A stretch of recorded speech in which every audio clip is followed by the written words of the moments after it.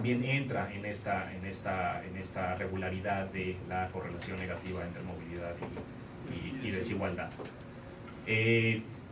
Todos los del lado derecho, como pueden ver, son países, estados de bienestar, y resulta que una menor proporción de los que nacen en el quintil más bajo se quedan en el quintil más bajo. Estamos hablando de alrededor de una cuarta parte, es decir, la mitad de los que se quedan en el caso mexicano. Ahora, ¿qué pasa en México? Este 48% es otra vez el que les había mostrado en la gráfica anterior. Aquí simplemente estamos desdoblando lo que llamamos matriz de transición, y estamos aquí desdoblando únicamente los que tienen origen en el quintil más bajo. Y podemos observar que, como ya les había dicho, que los que nacieron en el quintil 1 y se quedaron en el quintil 1 son 48 de cada 100, y así vamos, ¿no? Hacia abajo, y podemos ver que solo 4 de cada 100 llegan hasta el quintil más alto. Si sumamos 48 y 22 nos da alrededor del 70%. Si asumimos que nuestro índice de estatus socioeconómico está bien, digamos, corresponde con las condiciones socioeconómicas actuales, por ejemplo, en términos de pobreza por cualquier línea, por la multidimensional, pues resulta que 48 más 22, por ahí tienes a todos los pobres, y entonces 70 de cada 100 que nacen pobres se quedan pobres, ¿no? Entonces, eso es muy llamativo.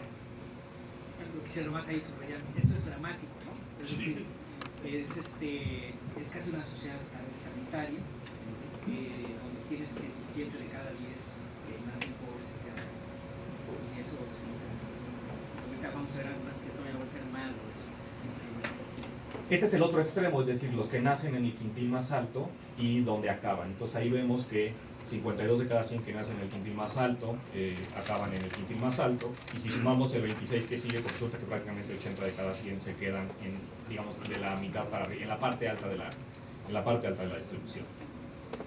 ¿Qué pasa si empezamos a desdoblar, digamos, lo que está dentro de la caja negra y vemos que hay ahí, ¿no? Entonces empezamos a ver distintas dimensiones de movilidad, y la primera en la que nos concentramos es movilidad educativa, ¿no? Digamos, generalmente se dice que el principal motor de la movilidad es la educación, y lo que sí se observa en el caso, digamos, a nivel mundial y en el caso mexicano en particular, es que obviamente la educación paga, pero a partir de cierto umbral. Es decir, si no cruzas ese umbral, no te va a pagar, ¿no? Entonces hay que completar los ciclos, hay que completar los niveles, hay que completar los ciclos educativos para que el mercado te empiece a pagar, siempre y cuando la parte de la demanda esté funcionando.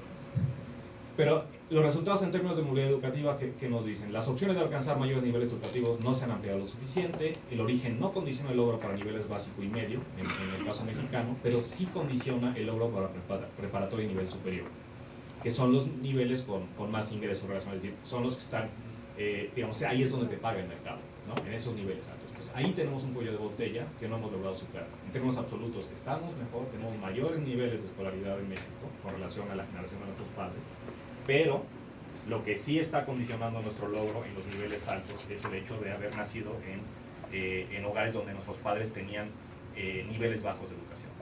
No podemos cruzar esa línea.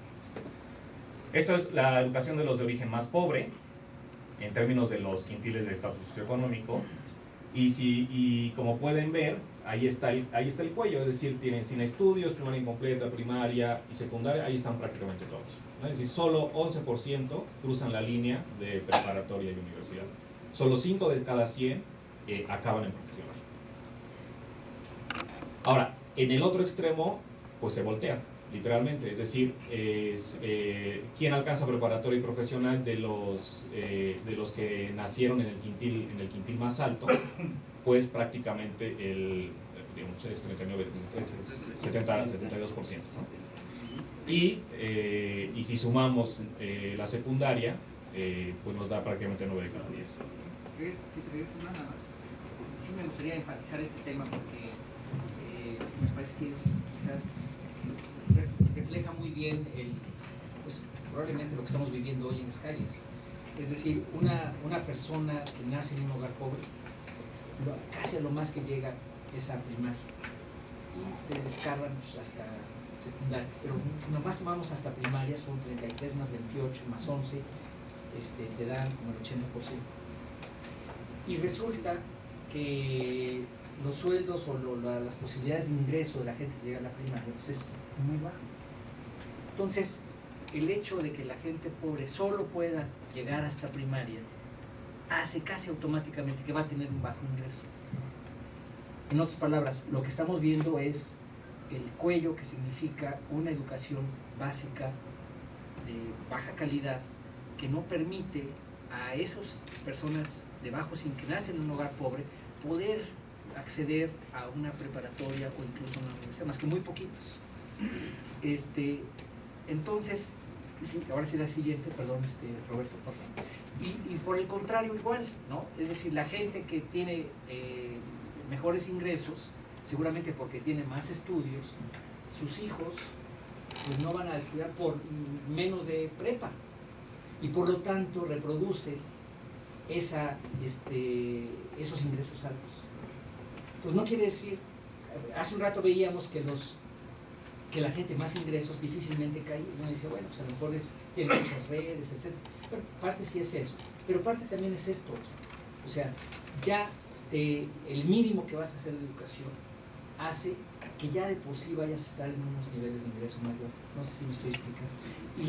Y el brinco de unos a los otros, que la educación de calidad, si fuera pareja, permitiría acceder, es lo que está, ahí hay un agujero, hay un brinco demasiado largo que la gente no puede realizar. Y de ahí viene la importancia y de subrayar por qué la educación básica es tan fundamental, de que esté de muy buen, digamos, de un nivel adecuado para que todo el mundo pueda salir. Entonces el tema no solamente es dónde naces, porque te quedas, o sea, como decía Roberto hace un rato, ya estás desdoblando las razones, y esta parte educativa se ve clarito como sí se ha mejorado en la cobertura mucho, pero eso no ha significado verdaderamente más opciones. No sé si me explico. Y eso es muy dramático, quizás tanto como lo anterior o hasta peor, porque de alguna manera las diferencias en la calidad educativa están perpetuando la desigualdad.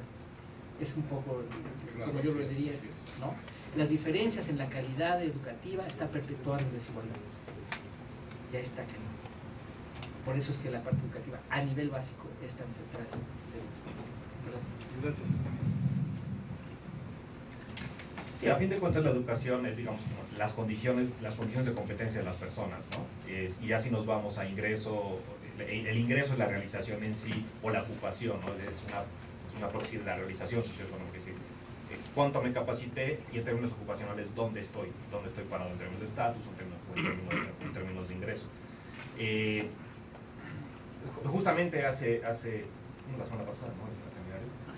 Hace 2 semanas, era una de las cosas que comentaba Ciro, precisamente, ¿no? Es decir, la desigualdad existente en los niveles de educación, digamos, geográficamente hablando, o en términos de condición rural, urbana, son dramáticos.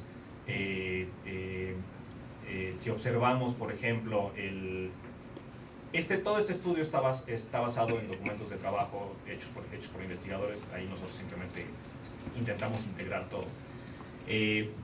Pero hay un estudio en particular que nos gusta mucho, que hizo justamente Patricio Solís, donde una cosa que tenemos en la encuesta es información sobre si la gente fue a escuela privada o escuela pública, ¿no? En la primaria, en la secundaria, en la preparatoria. Y lo que hace Patricio es un análisis para ver cuál es la probabilidad de que los que, digamos, privada versus pública, cuál es la probabilidad de que logren completar el ciclo educativo, ¿sí? Y luego, al interior de las públicas, matutino versus vespertino, cuál es la probabilidad de que logren completar el ciclo educativo. Entonces, y eso, digamos, a nivel primaria y secundaria, si mal no recuerdo. Entonces, la diferencia entre privado y público, que hicieron la primaria en privado y público, con esto no quiero decir que la privada sea buena, es mayor para los que fueron a privada. Es decir, que fueron a primaria y a secundaria privada tienen una mayor probabilidad de completar el ciclo educativo, ¿no? Olvídense de la calidad, nada más así. Y cuando nos vamos a la matutina vespertina dentro de las públicas, resulta, y eso tiene que ver con el diseño, pero resulta que los de la matutina tienen con el diseño y con las horas, tienen una mayor probabilidad de completar el ciclo educativo que los de la vespertina. Entonces, ahí es donde te estás dando cuenta de las desigualdades existentes en términos de educación, y y te estás dando cuenta en dónde está fallando el Estado mexicano. Es decir, nuestra educación pública a nivel básico no ha sido, digamos, no hemos incrementado calidad y no hemos reducido desigualdades para que una mayor cantidad de personas puedan cruzar el cuello de botella. Así que cuando lleguemos a la UNAM a hacer nuestro examen de admisión, lo pasemos, ¿no? Porque ese es el problema. Es decir, tienes un problema de cobertura a nivel superior, pero ese lo solucionas fácilmente, porque como te llegan mal preparados, aplicas el examen de admisión, no lo pasan, ¿no? Entonces, tenemos que incrementar abajo calidad, reducir desigualdad, para que tengas una oferta más calificada de gente que quiere entrar a los niveles medio superior y superior, y que en la parte de cobertura pública tengamos una mayor cobertura para poder cachar a toda esa gente, ¿no? Entonces, y al final eso es básicamente el planteamiento que hacemos, ¿no? Pero eso es lo que estamos observando en los datos de la encuesta. Ahora, esta es la educación por condición de educación del padre. Si ven la morada es el nivel educativo de los que tienen padres sin estudios, y si ven la verde es el nivel educativo de los que tienen padre con estudios profesionales. Las anteriores eran con relación a su condición socioeconómica de origen. Esta es con relación a la condición educativa de los padres. Bueno, pues la historia no cambia, ¿no? Es decir, si los padres fueron a profesional, ellos 59 de cada 100 acaban profesional, y 30 y si fueron a, digamos, son los extremos. Es sin estudios y estudios profesionales de los padres. Entonces, los padres que fueron a profesional, sus hijos, 59 de cada 100 acaban en profesional, y 38 de cada 100 acaban en preparatoria. Y por el otro lado, llevamos hasta simplemente 12 más 5, es 17% de los hijos que tuvieron padres sin estudios pueden alcanzar la preparatoria o nivel profesional. Si esto lo hacemos por género, resulta más dramático. Es decir, ese 5 que tenemos ahí se cae más para las mujeres, un poco para los hombres, y se cae para las mujeres. Debe ser como 3 para las mujeres, 9 para los hombres. O bueno, tiene que estar ahí el promedio, ¿no? Pero es más o menos ahí. Ahora, aquí no voy a mostrar datos, pero simplemente les quiero comentar que cuando hacemos el análisis por movilidad ocupacional, es consistente el resultado con los resultados de educación. Es decir, existe movilidad al interior de las ocupaciones manuales, es decir, las distintas manuales de baja calificación, alta calificación de las manuales. También existe movilidad al interior de las no manuales, pero los cruces entre las dos son muy bajos, y es casi como un espejo de lo que está pasando prácticamente un espejo de lo que está pasando con la educación. Es decir, de las competencias pasas a las realizaciones y son espejo, ¿no? Ahora, ¿qué encontramos en términos de mujeres? Pues resulta que encontramos una mayor movilidad para mujeres, pero esta movilidad está acotada, y retomamos esta famosa analogía del suelo pegajoso y del techo de cristal, que en nuestro caso, en el caso de los resultados, el techo de cristal no es un techo de cristal, sino que es un piso falso. Por un lado, el suelo pegajoso lo que nos está diciendo, y lo que estamos observando en los resultados, es que las mujeres con origen en estratos bajos tienen mayor certeza de quedarse ahí en comparación con los hombres. Es decir, tú eres mujer, naces en el estrato más bajo, la probabilidad de que tú te quedes ahí es mayor que la de tu hermano hombre, ¿sí?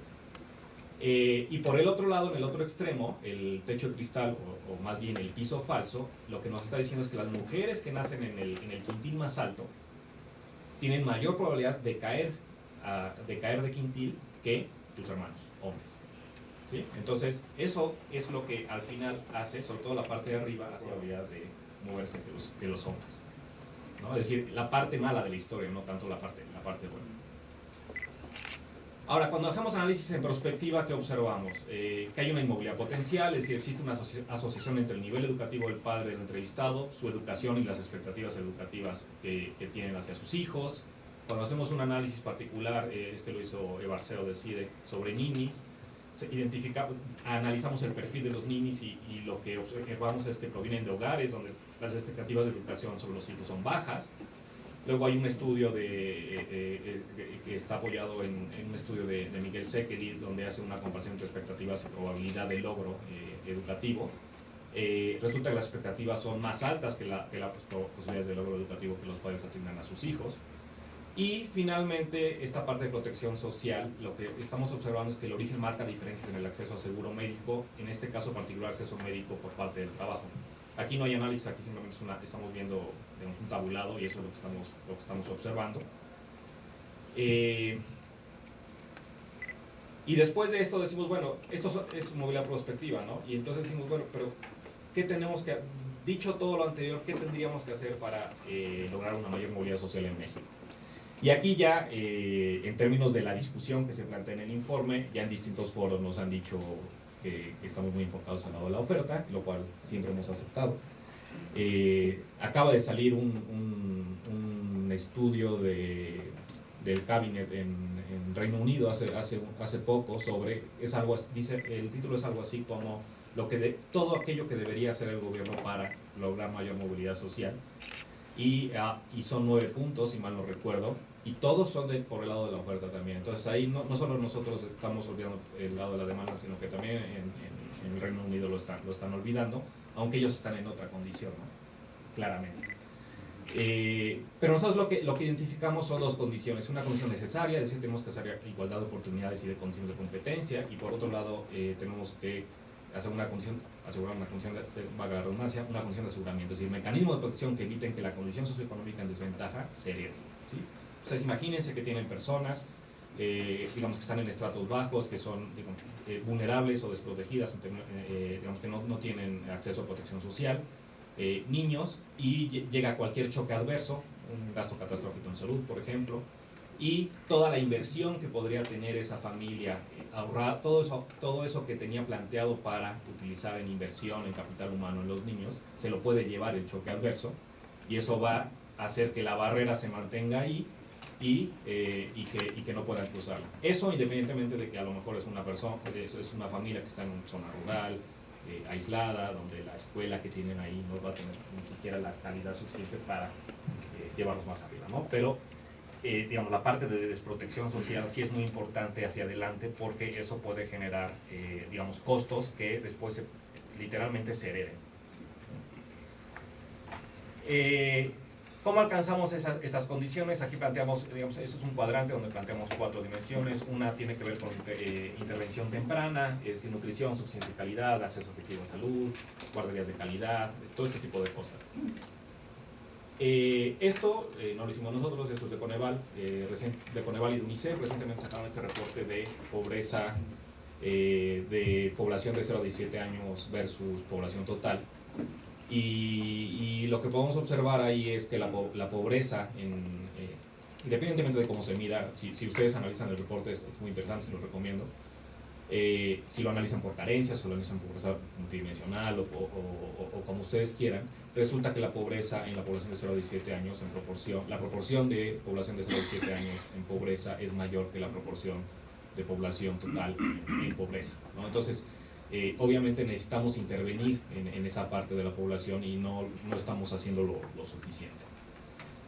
En la parte de educación ya se los conté un poco, es decir, por un lado mejorar la calidad para lograr mayores competencias cognitivas, por otro lado mejorar la calidad para lograr mejores competencias de personalidad, autoestima, habilidades sociales. Por el otro lado, eso en educación básica y media. En educación media y superior necesitamos mayor cobertura, ¿sí? Mayor cobertura, indudablemente, además de mayor calidad, ¿no? Pero tenemos un problema de cobertura serio.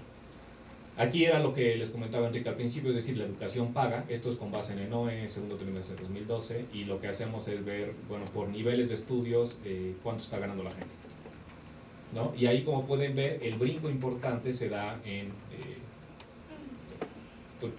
pues, cuando pasan de preparatoria a licenciatura, ¿no? Ahí es donde los rendimientos a la educación donde se encuentran los rendimientos o los retornos a la educación, ¿sí? Cuando cruzamos de preparatoria a licenciatura, y luego el siguiente brinco también es muy importante cuando pasamos de licenciatura a posgrado, ¿no? Entonces es un hecho que la educación, independientemente de que nuestro mercado esté contraído, limitado y todo el halo que quieran poner ahí, sí hay una diferencia en los promedios de ingreso, y estamos hablando de promedios. Ahí tendríamos que ver las varianzas, tendríamos que ver, por ejemplo, en el caso de posgrado, ahí en la ENOE te encuentras por ahí a un tipo que gana, o una mujer que gana 210,000 pesos al mes, ¿no? Entonces, digamos, también tenemos que ver las varianzas, ¿no? Pero en promedio eso es a lo que estaríamos aspirando, así que ahí véanlo, eso es lo que estamos aspirando cuando tenemos esos niveles. Y si quieren llegar más arriba, entonces pues sí, cuando vemos la parte de las mujeres, y por ejemplo, nosotros muchas veces, más bien creo que estamos provocando con el informe, porque decimos, bueno, vamos a plantear políticas de discriminación positiva, ¿no? Tenemos que favorecer el ingreso de más mujeres al mercado laboral, tenemos que establecer acciones complementarias que eliminen barreras culturales. Ahí hemos hecho una serie de estudios. Tenemos uno en particular. Esto es una correlación, por ejemplo, si ustedes ven la participación laboral femenina versus el nivel educativo del padre de la entrevistada, ahí ustedes ven una correlación positiva, es decir, a mayor nivel educativo del padre de la entrevistada, mayor es la participación laboral de esa entrevistada, ¿sí? Cuando hacemos con mi colega Raimundo Campos, tenemos ahí un documento de trabajo, que esperemos a lo Raquel Fernández y coautores. Lo que observamos ahí, como tenemos información del entrevistado y de sus padres, y tenemos también información de sus hijos. Entonces nosotros lo que vemos es quién es la madre del entrevistado. La madre del entrevistado trabajó o no trabajó, ¿no? Y luego vamos a ver con quién se casó ese hombre.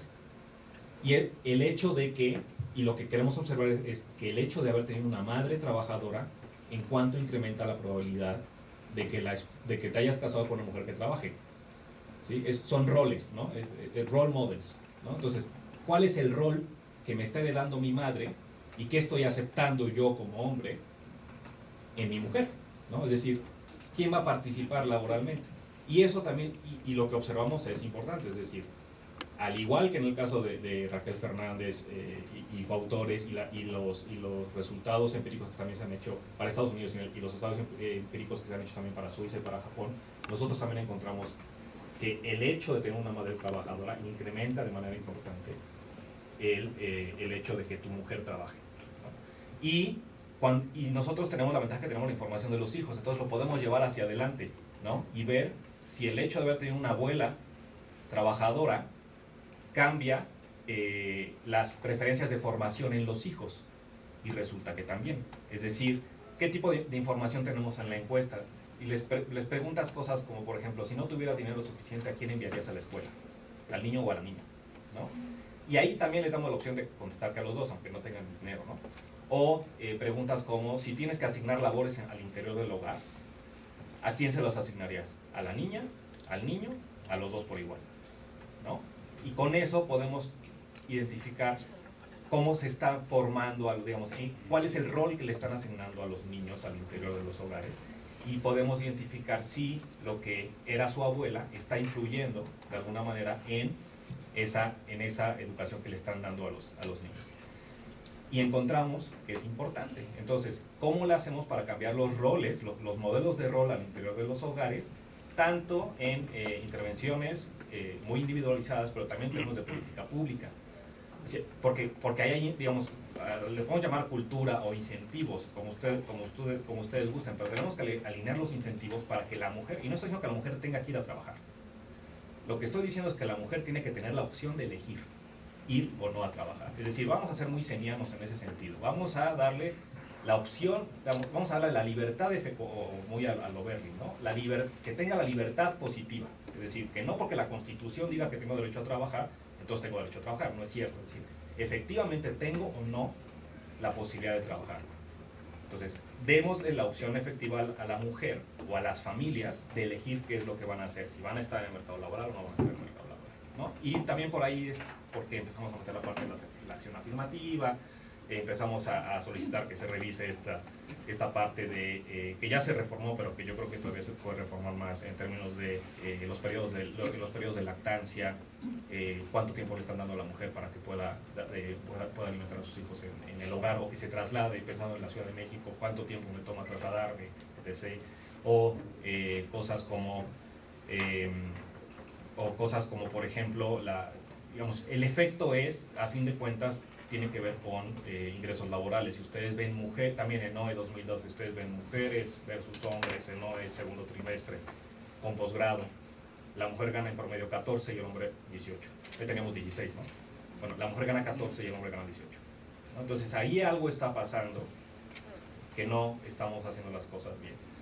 Muy probablemente, como Estado, estamos privatizando los costos de, digamos, estamos obligando al patrón o a la patrona a asumir los costos de tener trabajadoras en lugar de socializarlos, ¿sí? Es decir, que como sociedad asumamos esos costos, entre comillas, que en realidad no son costos, es una inversión, ¿no?, en la siguiente generación. Eso no lo estamos logrando, y se está viendo reflejado en la participación laboral femenina y en los ingresos laborales de hombres versus mujeres. Y finalmente está la parte de protección social, ¿no? Esto nosotros lo tomamos literalmente de otro proyecto del centro.